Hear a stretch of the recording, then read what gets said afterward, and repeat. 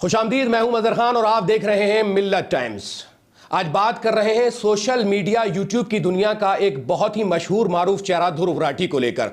ध्रुव राठी को लेकर मुंबई पुलिस ने एक एफआईआर दर्ज की है, जो कि ओम बिरला लोकसभा स्पीकर हैं, उनके परिवार से नमन महेश्वरी हैं। उन्होंने ध्रुव राठी के खिलाफ एक शिकायत दर्ज कराई। पुलिस ने इसको लेकर एफआईआर दर्ज कर ली है और पुलिस ने जो एफआईआर दर्ज की है वो अंजलि बिरला को लेकर है, क्योंकि ध्रुव राठी का एक ट्विटर हैंडल है और पुलिस उसकी छानबीन में लगी हुई है कि एग्जैक्टली ध्रुव राठी का ही है या नहीं है। अंजलि बिरला को लेकर एक पोस्ट लिखा गया था और यह कहा जा रहा है कि ये ध्रुव राठी का जो पैरोडी अकाउंट है ट्विटर पर, उसी से लिखा गया। इसमें लिखा था, भारत एकमात्र ऐसा देश है जहां आप परीक्षा में बैठे यूपीएससी पास कर सकते हैं, लेकिन इसके लिए आपको लोकसभा स्पीकर ओम बिरला की बेटी होना जरूरी है। ओम बिरला की बेटी ने बिना कोई परीक्षा दिए यूपीएससी पास कर ली है। वे पेशे से एक मॉडल है। मोदी सरकार हमारी शिक्षा प्रणाली का मजाक उड़ा रहा है।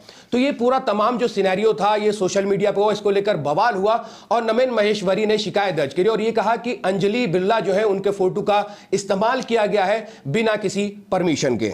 इस मामले में ध्रुव राठी के खिलाफ बीएनएस की धाराओं में मानहानि, देश की अंतर्राष्ट्रीय स्तर पर छवि खराब करना, शांति भंग और आईटी की धाराओं के तहत मामला दर्ज कर लिया गया है। कहा यह भी जा रहा है कि मामला दर्ज होने के बाद ध्रुव राठी के पैरोडी अकाउंट से वो ट्वीट जो था वो डिलीट कर दिया गया और उन्होंने आगे लिखा, माफी मांगते हुए एक बात कही। उन्होंने लिखा कि महाराष्ट्र साइबर सेल द्वारा निर्देश किया गया अंजलि बिरला पर अपने सभी पोस्ट और टिप्पणियां हटा दो। मैं माफी मांगना चाहूंगा क्योंकि मैं तथ्यों से अनजान था और मैंने किसी और का ट्वीट कॉपी करके ट्वीट कर दिया था। तो ये कहां तक, इसमें अभी पुलिस जो है वो छानबीन में लगी हुई है।